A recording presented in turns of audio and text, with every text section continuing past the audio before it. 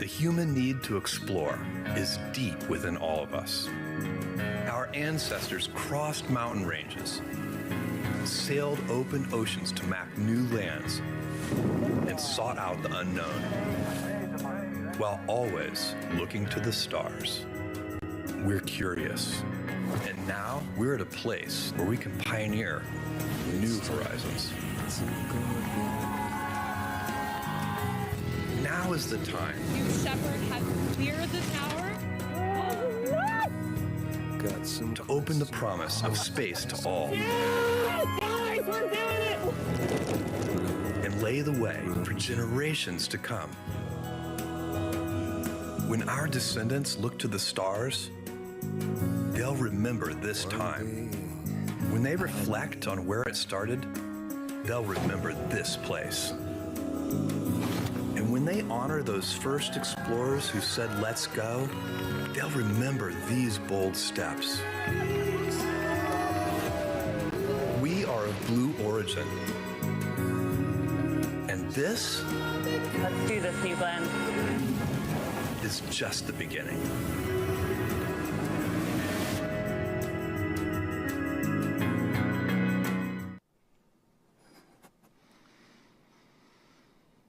Good morning, everyone, and welcome to our live broadcast on today's New Shepard Mission 29. I'm Joel Eby, and with me is Alice Watts, engineer on the New Shepard program. Alice, welcome. Hi, everyone, and thanks for having me. I'm thrilled to be here and excited to share another great New Shepard launch with you.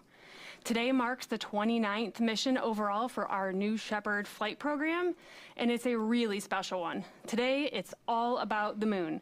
We're going to be spinning up the capsule to simulate lunar gravity for our payload customers on board. It's so cool and totally unique. The first time we've ever tried to do this.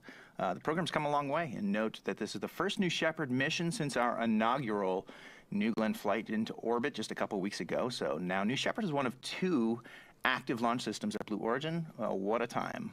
I know, so crazy. That launch was incredible to watch. We've spent years looking forward to that moment, and now it's an all-new era for Blue. That's amazing. Yeah, I think, I was there in Florida for that launch, and we were able to enjoy, hearing the BE-4 engines lighting up from the factory for the first time. Such an epic achievement for Blue Origin. I'm sure you could feel it as well. Yeah, you could feel the whole building shake, and it was a little bit of a delayed reaction when the sound finally reaches the building just a few seconds later. Here's a cool video of that. You can see the whole team at Blue celebrating the moment of liftoff.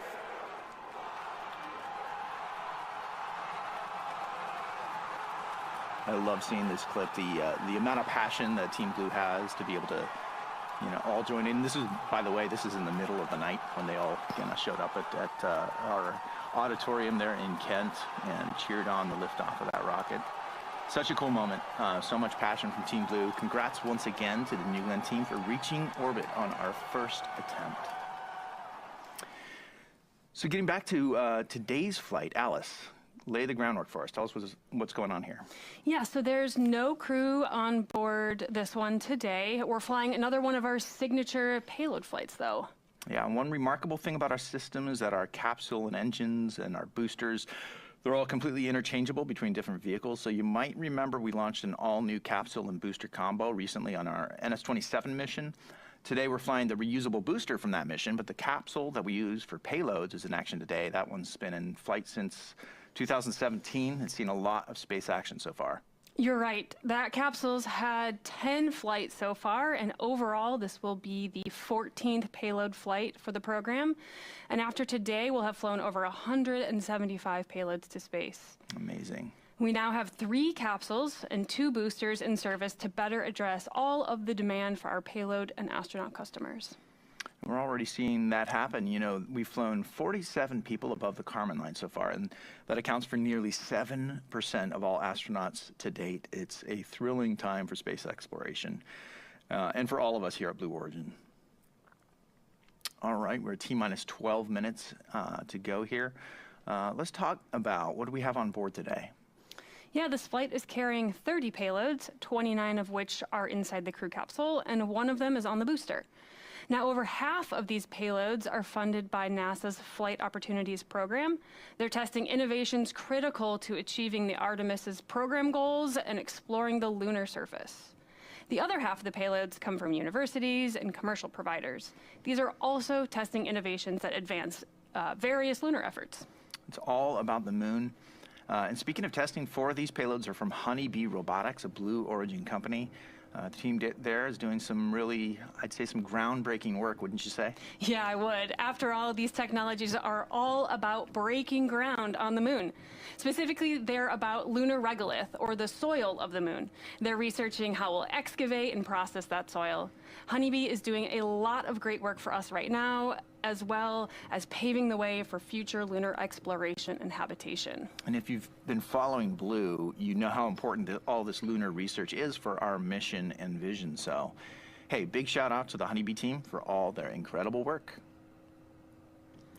So let's get into a little bit more of the science here with this lunar spin technique. Alice, lay the groundwork for how we're going to do this. Yes, so let's imagine spinning a bucket of water around in a circle, let's say. And the water stays pressed against the bottom of the bucket as you spin it because of the outward force created by the spin. Now, this force is called the centrifugal force. When the capsule spins today, everything inside will feel pushed outward towards the wall of the spacecraft. This outward force mimics gravity.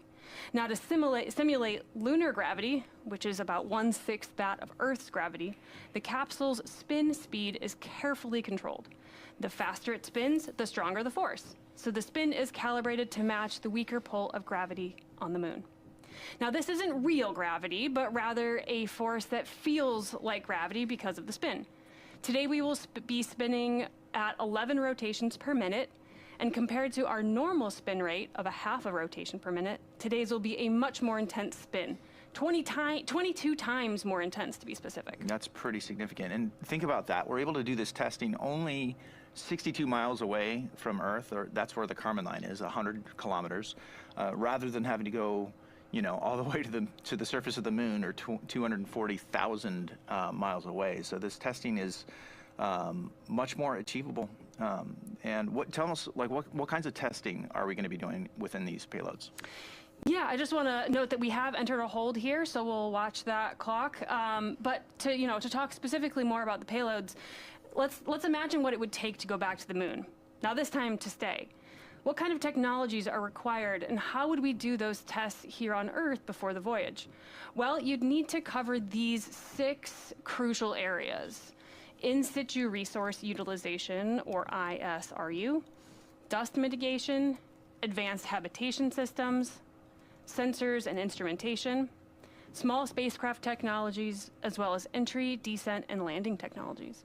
It's quite a full range of lunar testing we're able to do. Yeah, and the fact that all this proves these technologies, we can prove these technologies at a lower cost on New Shepard. It's kind of another step towards Blue's mission of radically reducing the cost of spaceflight. And up until now, if you wanted to simulate the moon's gravity, you could only do that for just a few seconds using centrifuges or parabolic flights. Yeah, and with this new capability, NASA can now expose their payloads to lunar gravity for a significantly longer duration, about 2 minutes today, and they're capable of testing much larger payload sizes. On top of all of that, it allows research to get their test results back the same day, just a few hours right after the capsule lands. So yeah, New Shepard is not just a launch vehicle, it is essential for the testing of technology that will make a sustained presence on the moon possible. Well, thank you for that groundwork there. All right, we're coming up here. As you acknowledged, there's a hold going on here with the clock. We're about 2 minutes into the hold. We expect the mission control team soon to be ready for to do the go poll to proceed into terminal count, but they're going to have to clear this hold first. So we are going to toss it over to the rocket as we get a little bit more information about what's going on. So stand by, and let's visit New Shepard out of the pad.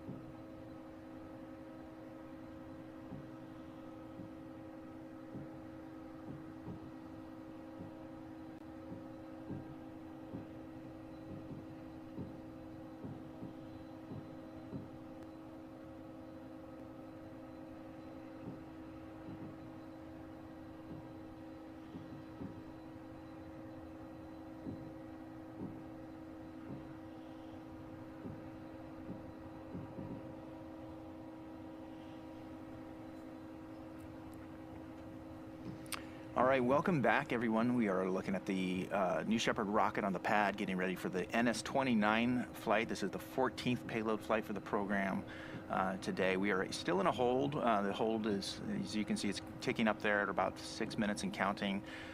We're still getting information about what's going on with the vehicle from the mission control team, so stand by for that. But you know, while we're in a hold, it's good to remind people about the New Shepard program broadly. So let's talk about the incredible contribution the New Shepard's made into the commercial space industry so far. You know, New Shepard, it is something that has dramatically helped to improve access to space. And, you know, it was not long ago that in order to go to space, if you wanted to call yourself an astronaut, you had to dedicate a large portion of your life and resources to training and really dedicating yourself to, you know, a long journey of becoming a professional astronaut. And even then, only a select few would be able to have that privilege. But now with New Shepard flying regularly, it's now everyday people that can travel beyond this planet. Space is really starting to open up, and it's no longer just the professionals that can experience spaceflight. So with that, hey, let's take a moment and look at some of the ways that flying to space on New Shepard has impacted so many astronauts to date. Capsule. Go. Holy monkey. Booster. Is this wild? Go. Each person that goes up there, Oh my golly! This is nuts! Ground. Go.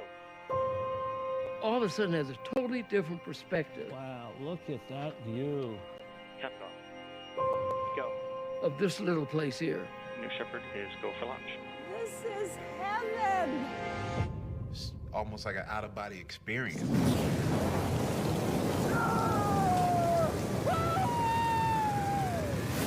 New Shepard has cleared the tower. This is a new era where people like a teacher from North Carolina gets to go to space. Way there. Space has always been something I've wanted to do, but it's never been accessible until now. Look at that view. Look at the view. It's just unbelievable. You have to see it with your eyes to really, really take it in. Everybody else should go to space. Look at the Earth, just look outside. Look at the Earth. We're in space. This is a life-changing experience. Everybody needs to do this. It was absolutely insane. I mean, it's the coolest thing ever. Oh my word. I'm just spinning. That was enlightenment. This is the best experience of my life, by far. Everyone in the world deserves to see this. Everyone needs to see this. Oh my God. It's just a dream come true. I wanted to do this my entire life.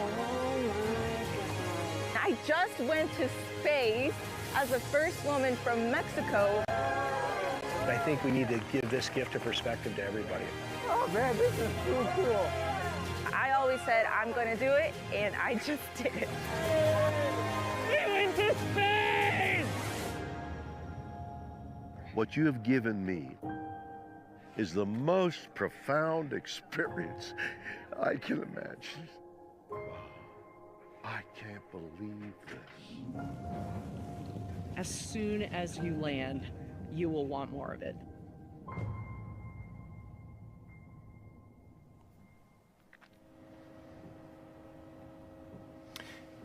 You know, I love seeing those first moments of our astronauts exiting the capsule. They're breathing in Earth's air again, and they're letting their reactions about what they just went through just completely spill over. It's one of the best parts of watching humans fly to space. You can really see the impact that it's made to each of those special astronauts when they're able to view Earth from space through those windows. Yes, it's an incredible moment for everyone, and it's, you know, that's what it's all about. And as you know, even our name, Blue Origin, it means Earth. Earth is humanity's blue origin. We look back and we see a blue dot in the sky. And now on New Shepard, astronauts get to witness firsthand our planet in the vastness of space as they look out those large windows and see the blackness of space and the beautiful blue Earth. And they return with a newfound hope for the future of Earth.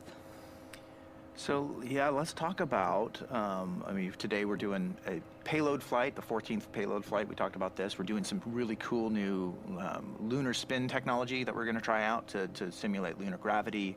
So New Shepard, we talk about it being a great platform for smaller scale space research, like what we're doing today. It's great for opening up the gateways of humans and all kinds of new humans to be able to access space themselves and to take a trip to the Kármán line. So with all of that, like, tell us what's going on with New Shepard as a program. What's coming up? Yeah, demand is just going up here on the New Shepard program.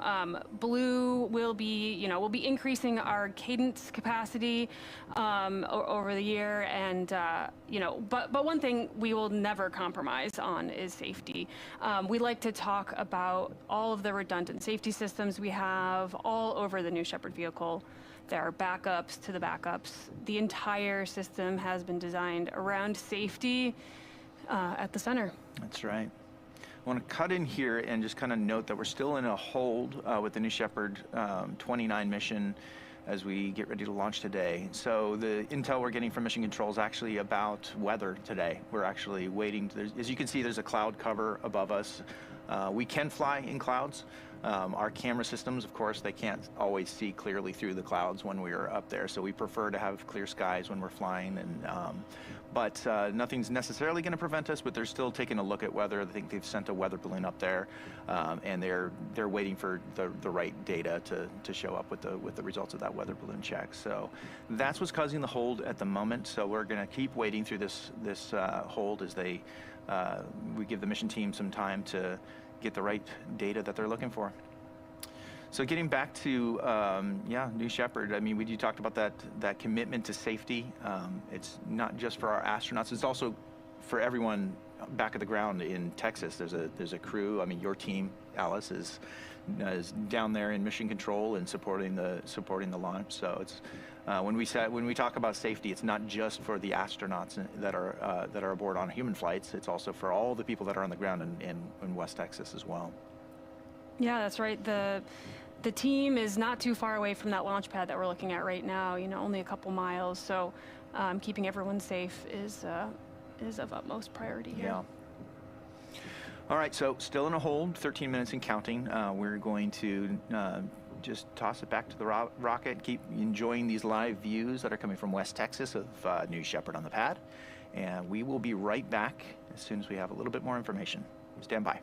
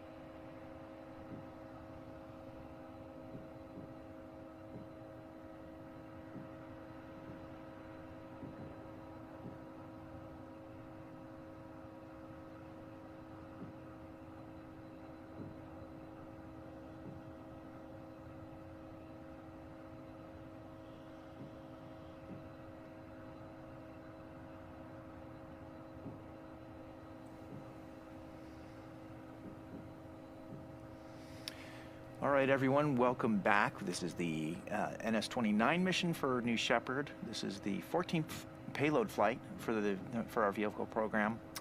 We're still in a hold as we are awaiting the right weather conditions for flight today.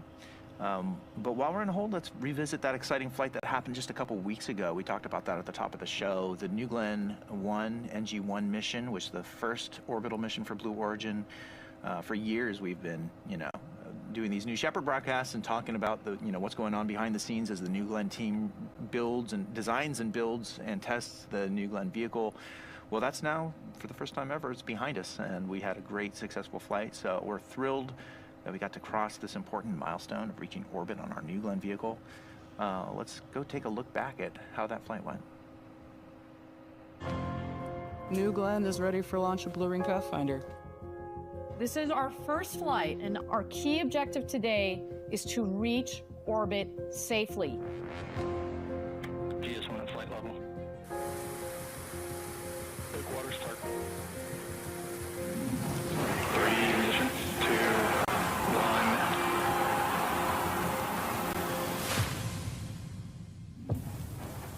1. Lift off.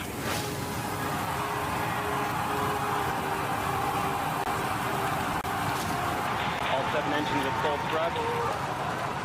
Checking for pressures are good. Vehicles clear the tower. Now passing 18 seconds into flight.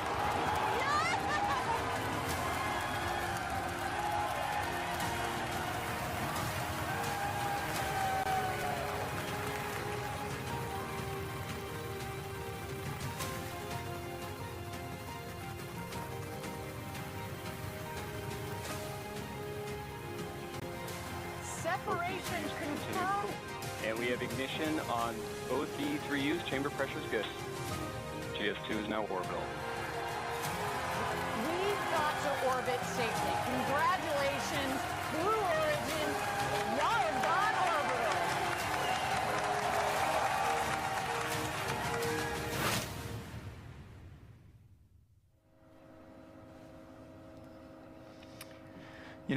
I personally will never forget that moment where the camera zooms in to see those 7 B4 engines all lit up together.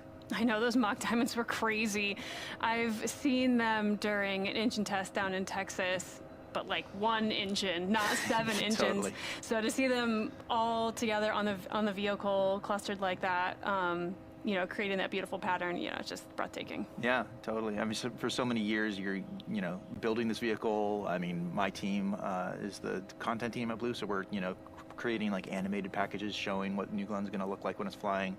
There's only so much you can do to imagine it, though, ahead of time. And the moment that I saw those mock diamonds all appearing together, kind of took my breath away as well, just because it's like, it surprises you with what the reality of all that power together is like. The whole moment of New Glenn's liftoff, seeing that just like massive rocket start to breathe and shake when the engines light up. And people have asked me about the payload that was aboard that day. Talk about that. Where is it now? Yeah, the payload that was aboard New Glenn is our Pathfinder for our Blue Ring, and in fact, it's still up in orbit. It's going to be in a permanent orbit with the second stage, and will remain up there basically forever. Forever. Yeah. So amazing. So we're looking forward to, of course, what's next with New Glenn, as well as these ongoing flights for New Shepard. So, hey, we're still in a hold here, 20 minutes and counting. Let's take a moment and check back in with our mission control team and see if they got any updates for us.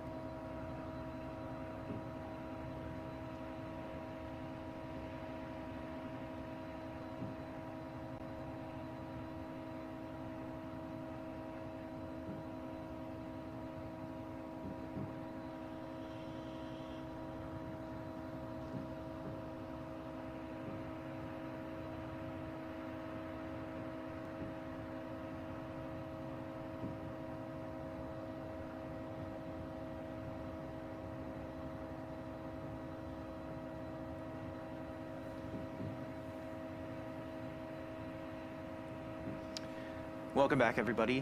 This is the NS-29 mission, our 14th flight for a payload flight on New Shepard program today. As you can see, we are in an extended hold here. We are waiting for a good weather open. As you can see, there's a lot of cloud cover going on in Texas. We want to make sure that the conditions for the weather are just right for flight today.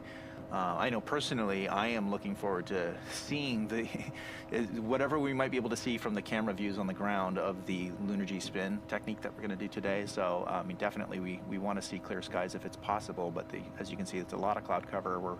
We're just assessing the conditions right now with the weather before we decide to fly. So bear with us. We're going to keep waiting for this hold as the team looks for a good opening today.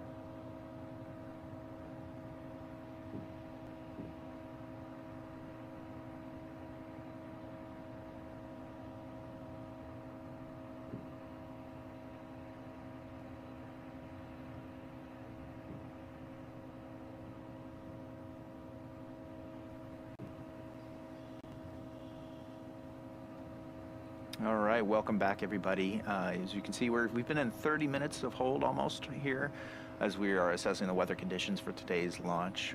We want to make sure we're flying with just the right conditions. So the team is looking at that information. It sounds like they're not loving what they're seeing so far, but we are going to keep standing by to see if we can find a good window for this flight to be able to lift off today and have a successful flight to space. So stand by with us. We're going to keep viewing these great live views of our rocket getting ready on the pad today. We'll be with you.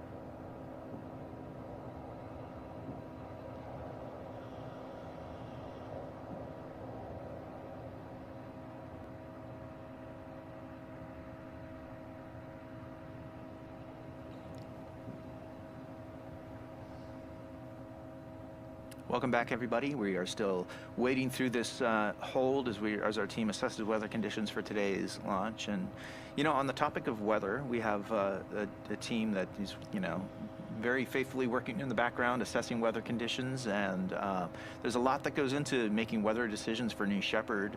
New Shepard, of course, like is unique in a lot of ways for a spaceflight program. One of those ways that it's unique is that the entire mission profile happens right here on Launch Site 1 in Texas. From launch to landing of both the booster and the separated capsule, they all land right here. So it's really important that the team is able to kind of assess all the continuous weather conditions right here in Texas for the launch. So why don't we take a look at what goes into making some of these weather calls for New Shepard. On a launch day, we give several go, no-go recommendations based on how the forecasts evolve throughout the morning. You have subject matter experts in every subsystem sitting in front of their consoles, intently monitoring everything going on to make sure that the astronauts are launched safely. My name is Andrew Kellenbeck. I'm a guidance, navigation, and control engineer. My name is Sean Hansen. I'm the launch weather officer for New Shepard. If you're looking for sunny conditions and lack of precipitation, West Texas is one of the best places in the United States that you can have. But we want to verify the weather at the time we have a phase in the launch. So we'll send a balloon up. Weather balloon is one of the best meteorological tools that we have. It provides us instantaneous data of what's going on in the atmosphere all the way up to 80,000 feet. The guidance and control team on New Shepard has decades worth of atmospheric and wind forecasting data that we've collected ourselves over the years through the release of radiosonde balloons that Sean was discussing, and also from our government and commercial weather data sources. We're now able to predict the capsule landing location to about a half square mile, and this is over a 25+ square mile landing area. That is very, very accurate. The winds, of course, pose an issue for the capsule in terms of where it will end up landing, but it's also a huge factor in the booster landing performance. A lot of times we see wind shears during the final descent of the booster that cause it to have to readjust its position just prior to touchdown. So we're looking very closely at the winds at the lower altitudes to make sure the booster can accommodate those changes. Best part of working at Blue is having the opportunity to be a part of something special. And just watching these amazing people put this whole sequence together and get a rocket off the ground, it makes me really excited to be a part of it. My favorite part of working at Blue is the opportunity to work on something that is far greater than myself, that will last generations, and really making an impact on the history and future of human spaceflight.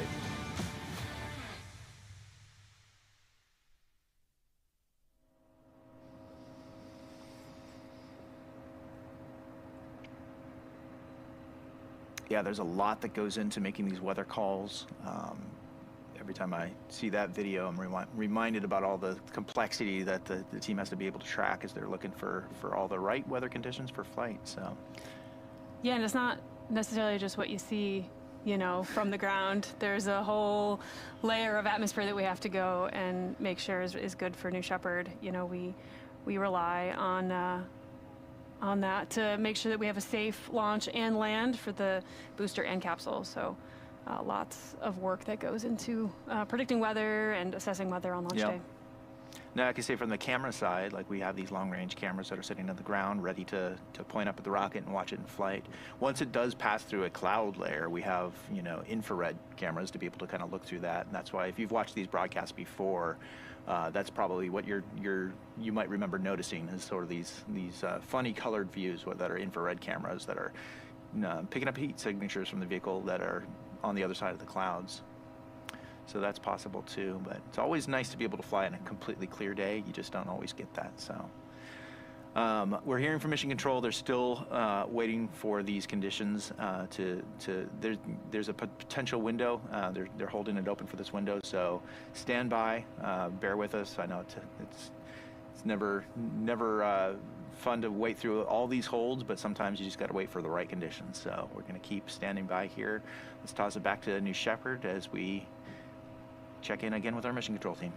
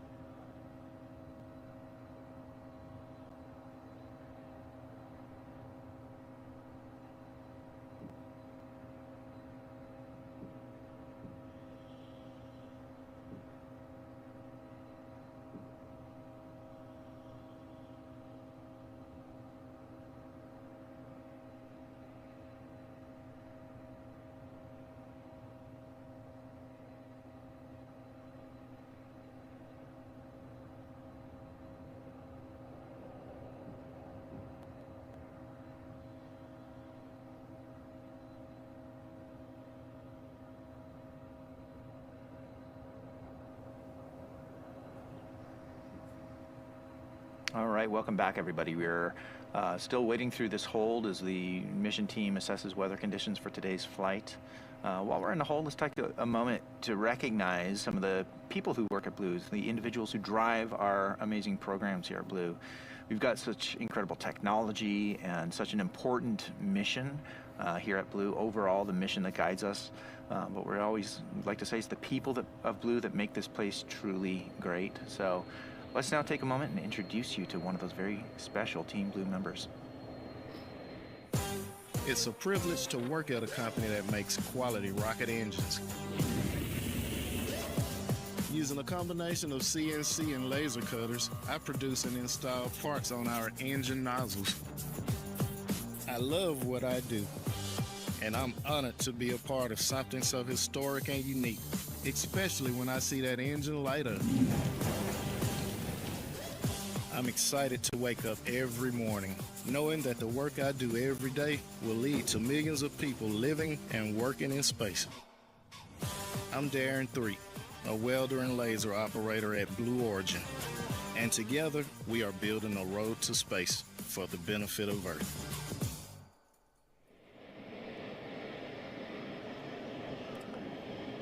Yeah, Darren's work at Blue is a great example of how he supports our important company mission, and I can tell just from the footage there, he's doing that from the Huntsville location where we manufacture. It's our high-rate manufacturing for our engines, our factory there, and that factory did such amazing work last year as we kind of ramped up production on readiness for NG1, as well as supporting the ULA's Vulcan flights as well. You know, Blue's a place where we have big ambitions, and to meet all that ambition, we're continuing to grow as a company. We have positions open across our manufacturing sites, including Cape Canaveral, West Texas, the Seattle area, and Huntsville, Alabama. So, of course, we want to remind you that if you want to consider joining our mission, we need great people across so many of the verticals and so many locations here at the company. So please do us a favor. Check out those job listings online at blueorigin.com/careers. You know, career in aerospace, working right alongside all of us here at Blue to build a road to space for the benefit of Earth. That career could be closer than you think.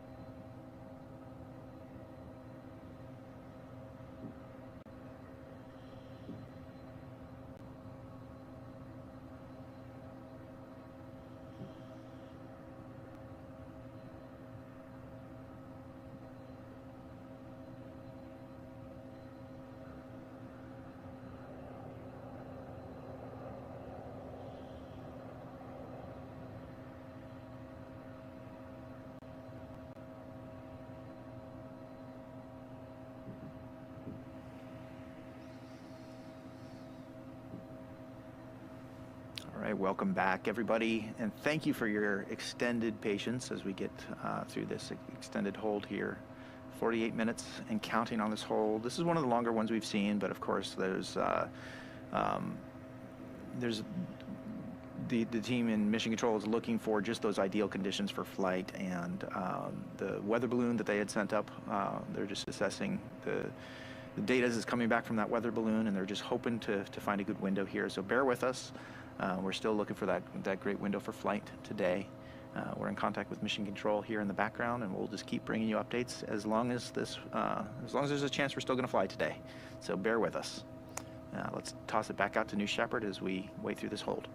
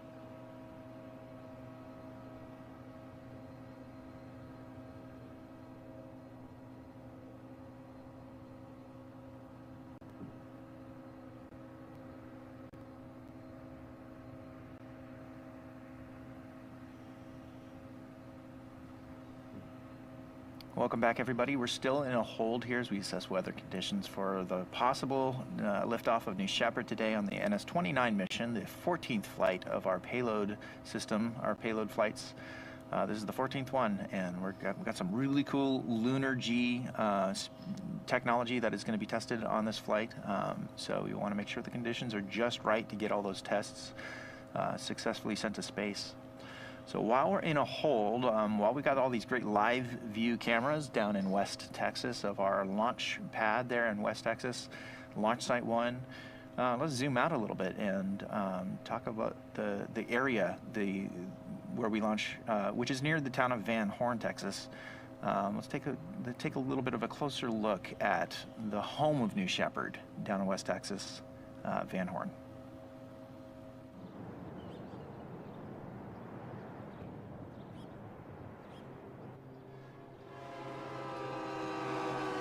2 hours east of El Paso sits Van Horn, population 2,000. This small town lies on an isolated edge in the high desert of West Texas, with epic views in every direction. Breathtaking sunsets, a seemingly endless horizon, hiking trails, untouched lands, and natural beauty. It's our home away from home, and when we're here, we get to take part in the local culture. And on launch days, locals get a glimpse of New Shepard as it blasts towards the stars. This is the home of New Shepard. 20 miles north of Van Horn's Main Street, Blue Origin occupies a majestic valley as far as the eye can see. Texas has always been at the forefront of human space exploration. It was home to mission control for the Apollo moon landings, and it's where astronauts have trained for decades. Now, this rich history is being passed to a new generation of astronauts. West Texas has been the site of every Blue Origin mission to date. And it's where the journey to space begins.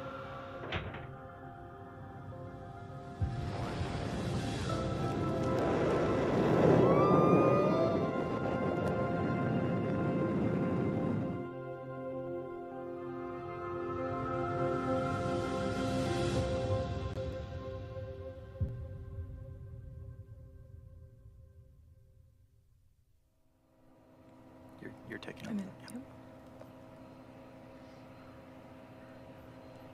Gosh, that place, it's like a second home to me. You know, I've spent much time down there over the last few years here, and I will never forget the drive on Highway 54 to the launch site on those early launch mornings with the sun rising, those panorama shots of the desert. I love that place. It's just the perfect area for our astronauts to experience a flight to space, and a great place for our team to help them get there. You and I, Joel, both have spent lots of time down in Van Horn supporting these missions, and people often ask, like, why is it that Blue Origin chose such a remote place to build a launch site, you know, in the middle of the desert? Yeah, it's. I mean, the answer to that is partially it's just space to operate, space for space. There's been so much room down there for us to operate not only this rocket, but a lot of the other test activities that we have going on for engines. It takes a large area to be able to do all that work and to launch this particular suborbital rocket. Since, you know, we talked about this, like, it's the whole mission profile that we have to support here. We use the site not only to launch the booster, but to land the booster just a couple miles away from the launch pad, and also the crew capsule also comes down right on its own, right in back to the desert where it started. So it's really the home of the entire flight profile. And keep in mind that traditionally rockets will launch from a place like the coast of Florida, and they'll fly over the Atlantic Ocean. And when astronauts return from a place like the ISS, their point of return isn't really anywhere, you know, related to where they launched from necessarily. So that's not so with New Shepard. We needed this space to be able to operate the full flight from launch all the way through landing of both vehicles right here.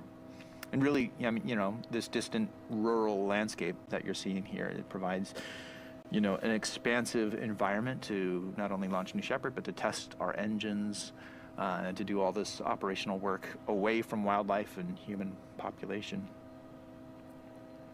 So even though we don't really broadcast anymore from the launch site itself, it used to be that when we did these New Shepard broadcasts, we would sort of, you know, all camp out down there. It was like, you know, doing a week of space camp for all of us fans of rocketry, and that was fun.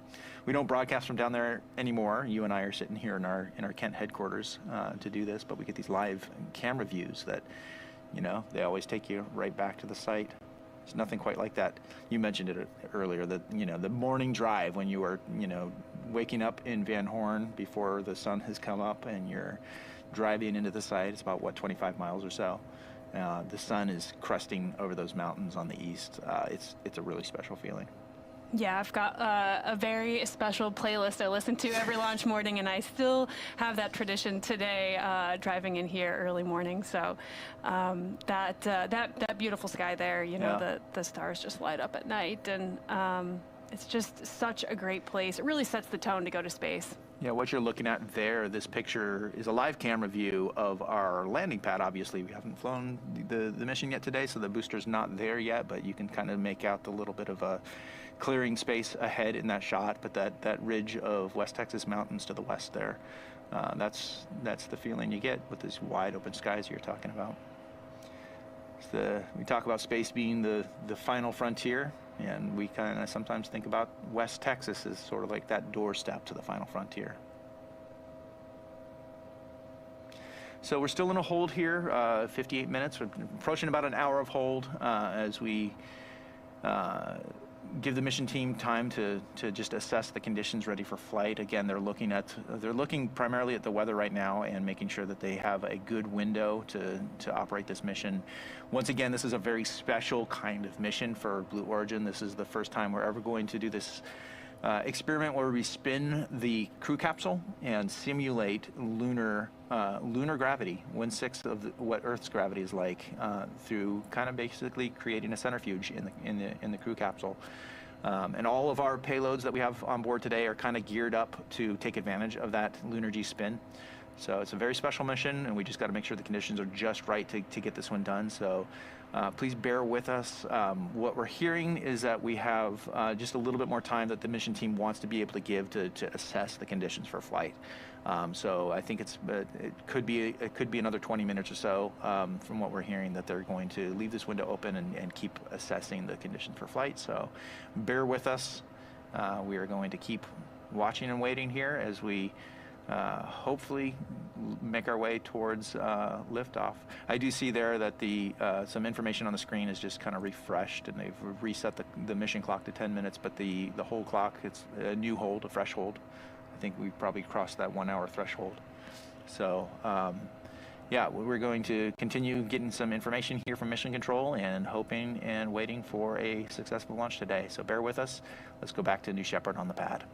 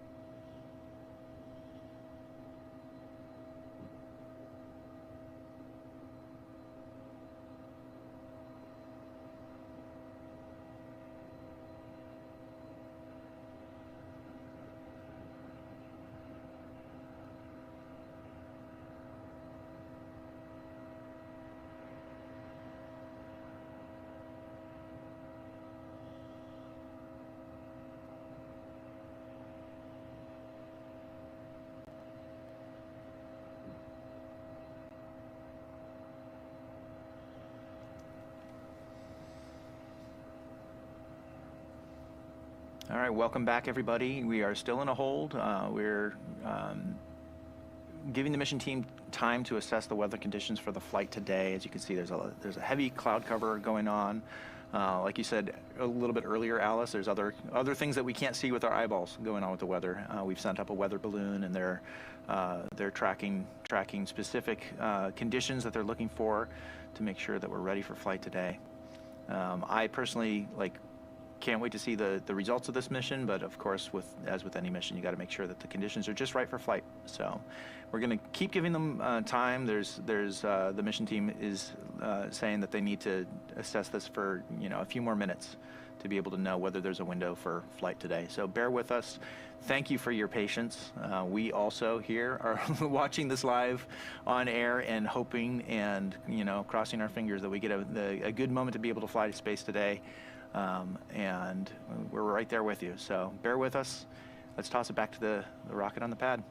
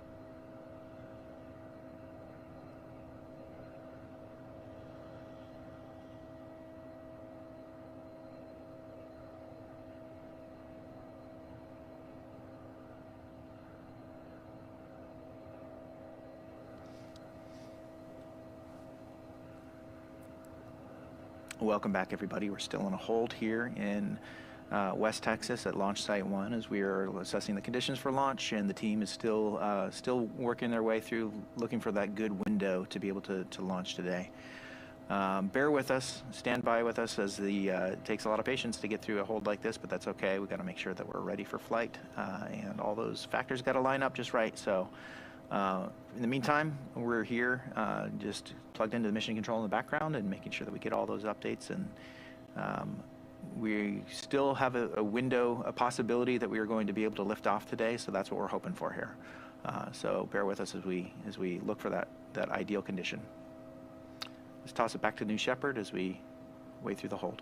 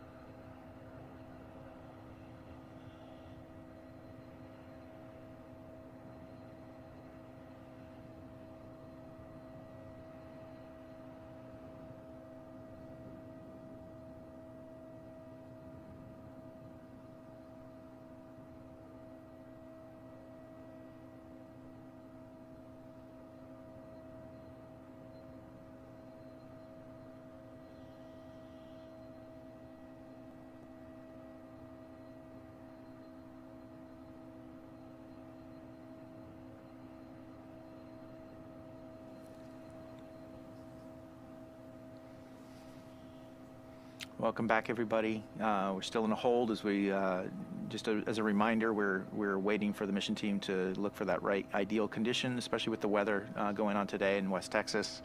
You can always see that cloud cover before the launch here with the live pictures that we're seeing right here. So as Alice noted a few minutes ago, there's a lot more that goes on than what you can actually see with your eyeballs. And so they've got a weather balloon that they've sent up, and they're assessing just the right conditions in the upper atmospheres, and pretty much the entire way from Texas to space and back. It's got to be just right for flight. So we're giving them that time to make that assessment and hopefully hold on to this narrowing window that we have in front of us in terms of an opening for flight. So we're hopeful. In the meantime, while we got a little bit of time here, these views that we have, the live cameras that we have coming back to us from Texas, are showing New Shepard on the pad, and you can kind of see one of the features, I would say, of the flight today, the lunar gravity spin. We're using the payload crew capsule that we've seen fly many times now. It's sitting on top of the booster. There's a good picture of it. You can see the feather graphics that are overlaying the crew capsule there. And they're matched up with our newest tail, our newest booster, which actually has a little bit of a different painting scheme, but that's okay. They're interchangeable. The whole system is designed to be modular. So with some of the views that we've got going on here, Alice, since you're here and you can give us a little bit of context, why don't you walk us through some of the stuff that you're seeing with these live views? Yeah, thanks, Joel. Yeah, you're right. We are seeing live views here. Right now, we're looking down the booster. You can see where the landing legs will pop out upon landing. You're seeing some icing happening on the outside. That is all very normal. Now, as we go and look at some of the other views, we'll notice some other things. But this here is near the top of the booster. We've got some umbilical cords into the vehicle for loading propellant and avionics or electronics control, along with a variety of other things. You can see where the fins will pop out, those more triangular shaped areas on the upper side of the vehicle is where the fins will deploy upon landing. And as we go to the capsule view, you will see that here in a moment. We're now looking at the bottom of the vehicle, of the propulsion module. This is where you can see just down there at the bottom the nozzle of the BE-3 engine. That is what propels New Shepard to space. That will light here hopefully soon. And now with the capsule view right on the top, as Joel mentioned, the liveries are slightly mismatched today, but that is okay. This is our payload capsule. It's flown 10 times to space and back. If you look carefully through the windows there, some of the largest windows in space, and you can see the payload lockers that we have. There's a variety of lockers in there today, positioned in a very specific orientation, you know, to help the folks doing experiments to sense that lunar gravity as we spin the capsule up. What you're looking at straight on is the hatch. Now, if you're an astronaut flying on New Shepard, the camera view is actually on the bridge that you would walk across as you enter the capsule. That hatch would be open, you'd walk in and take your seat. Instead of seats, we have payload lockers today around the capsule, and that bridge is still out for now. Hopefully we'll see that retract shortly. Yeah. If we get into the launch sequence. Now, this particular view that we're looking at right now, this is the view that the astronauts would get if they're approaching the hatch, and the hatch, of course, would be open when they are approaching the hatch of the crew capsule in order to ingress into the crew capsule. This view always reminds me of back in the days of our astronaut training before first human flight. I can't remember, Alice, did you ever get a chance to play the role of an astronaut? I did, yes. I was fortunate enough to participate in the astronaut, capital N-O-T, That's right. program during our training time down in Texas, you know, training all aspects of astronaut training and simulation and everything that it takes to become an astronaut. It's only a couple days of training. We go through all of the safety things that the astronauts need to be aware of and walk through a full flight day, step by step, all of the important moments. And here on the bridge is one of my favorite moments that we even practice during astronaut training, which is your hero pose. You stand there next to the capsule, strike a pose, and get your picture taken before entering the capsule. That's right. Yeah, one time I also got to played the role of an astronaut in training for one of those run-throughs. And yeah, you said for real astronauts that we take on New Shepard, it's only a couple days of their time that we have to do with training. For us at Blue Origin, I remember many, many long months and many trips to Texas as we worked out the details of exactly how that was going to work. My crew is the media crew, so like the photographers and the videographers, and making sure that we get the footage and the pictures for the astronauts, and all of that stuff had to be carefully practiced and timed along with the New Shepard team in order to make sure that we were in full sync and we were not going to like cause any extra delays to the mission sequence. And so we had to do a lot of practicing with that. But one time I remember I got to be an astronaut and step into the crew capsule and take a seat and hear the Capcom voice of Capcom through the radio as they are prepping you for a flight, and that was quite a surreal experience to be able to just sort of imagine what our astronauts are going to be able to go for. Yeah, it's really cool. I was also fortunate enough to be in the capsule on the pad during one of our comms tests, and it's the closest that I've certainly come to space, but you can feel nearly what all the astronauts would be feeling in that moment, minus some of the noises and the vibrations from the propulsion module. So it's a surreal experience. Yeah. And the view, I mean, we always talk about these large windows. Yeah. One of the things that we always also talk about with the large windows is not just that the windows are large, but the entire surface area of the capsule is covered in a remarkable percentage. I think it's a third of the capsule's surface area is covered in window. And so while every astronaut that is sitting in one of those seats gets their own picture view into, looking out to see Earth descending away from them and to see, space, and then once they unbuckle, they can look through their own window. I remember that astronaut Audrey Powers, I was asking her after her flight, like what did she experience? And the story that she told me was really, it stuck with me, was that it's not just about your window. It's like when you're up there in space, you're looking through your window, you're looking down on Earth through your window, and then you have this natural inclination to turn around and talk to your crewmates and point something out to them. And now Audrey told me that the moment she did that, she was just struck by this panorama of all the other windows that are in there together, that you've got this amazing panoramic view of the entire Earth that is kind of floating underneath your crew capsule. And that was just kind of like a striking moment that she didn't anticipate. And it's, not having gone to space myself, I can imagine there's a lot of things that you probably are hit with just a sensory overload when you're inside that crew capsule, looking down at Earth through these windows. So today we've got these payload boxes, as you pointed out, that you can see through especially that left window there. You can see the silhouette of those payload boxes there. The capsule's loaded up with those boxes, and so hopefully those boxes are going to get to enjoy those large windows that our astronauts normally do. Yeah, and quite a spin today. Yeah, for sure. I mean, the footage that we see coming back on every mission, you can see the normal amount in that you said it was like, what? About a half a rotation a minute. Half a rotation per minute, and then today's flight is supposed to be much more intense, 22 times faster than you would normally get on a normal New Shepard mission, so that would be quite intense. And I don't know what that would feel like for a human. I mean, it would feel like some form of gravity. You'd be pulled towards the walls and the windows and be able to sense it's one-sixth of Earth's gravity. It's like a sideways centrifuge today. Yep. Yeah. So yeah, we at Blue Origin have been looking forward to this flight for a very long time and really looking forward to seeing the results of it. It's the kind of tech that our team was able to put together and kind of work with a lot of our customers, including the NASA team and the Honeybee team here at Blue, as they look forward to what it's like to simulate lunar gravity. Once again, this is just incredibly important for the Blue Origin mission, which, sometimes we like to say all roads for Blue go through the moon.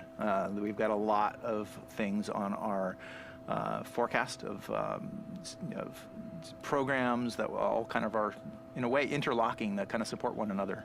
We talked about the Blue Ring program earlier this month that we launched on New Glenn, on the first New Glenn flight, which is the Blue Ring Pathfinder. And that Blue Ring technology is going to create such a great infrastructure in open space and orbital space for us to be able to increase communications and data and all kinds of, it's like a Swiss Army knife for space. And that will, of course, overlap and communicate with programs that we have, like lunar landers that are going to the moon, and other pieces of lunar technology. The vision for Blue Origin to be able to go back to the moon and to really establish all of the components that are necessary in order to go back to the moon this time to stay. There's a lot going into that, and so flights like today are really a good way for us to prove out how those technologies can be put into practice, and to do it at a subscale like New Shepard is a really cool benefit. Yeah, it's really cool that they're going to get about 2 minutes, a little over 2 minutes of lunar G today. Okay, so yeah. The hold that we have going on here, it says 24 minutes, but that was in addition to a previous hour that we were counting upwards. So the mission time has definitely shifted for today. One of the major issues that we're looking for is just the right weather conditions. I'm actually hearing from Mission Control that we are also troubleshooting a vehicle issue. This is kind of a normal part of the process of getting ready for flight, is we're making sure that all systems are go for launch. So a couple things going on today. There's the weather issue, and there's also one vehicle issue that they're currently troubleshooting, which is accounting for this extra time that we have on the clock here. So bear with us. We have not yet called for a scrub, and usually happens a little bit earlier than this, but sometimes we want to give them all the time that they need to make that call. So the mission team is working furiously. Their heads down in Mission Control, and they are working together to see if they can hold on to the open time window that they have to make this mission happen today. So It's possible we'll scrub, but we're still holding on to that hope that we can find that good window for flight today. So bear with us. Thank you. Thank you for your immense patience with this extended timeline for today's flight. With that, let's toss it back to the rocket and just enjoy these great views of New Shepard getting ready for flight.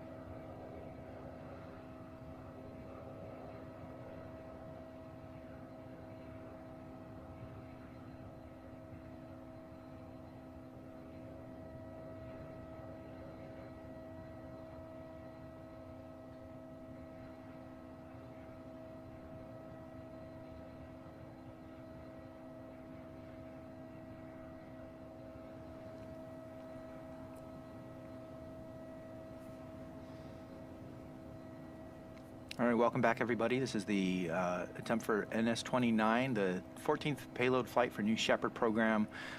As you can see, we've been in an extended hold here as the time has ticked down to the T-minus 10-minute marker, and then we've been just waiting through as the mission team is working in the background. In addition to tracking the thick clouds that we're seeing today, we've also encountered a vehicle issue related to the booster's avionics. That's going to take us beyond our launch window, unfortunately. We're going to be scrubbing today's launch to look into this issue further and hopefully find a better weather window open to be able to make sure that this is a successful flight for the NS-29 mission. So once that turnaround plan is confirmed, we're going to announce a new launch window. For now, you can follow us on social media for updates. Hey everyone, thank you for bearing with us today as we're hopeful throughout the launch countdown today to find that window to open for flight today, but we just didn't find it. We're going to scrub today. Thank you for joining us today. Thanks for your patience. Please join us when we announce our new launch window coming up. Follow us on social media for updates. Gradatum Verociter.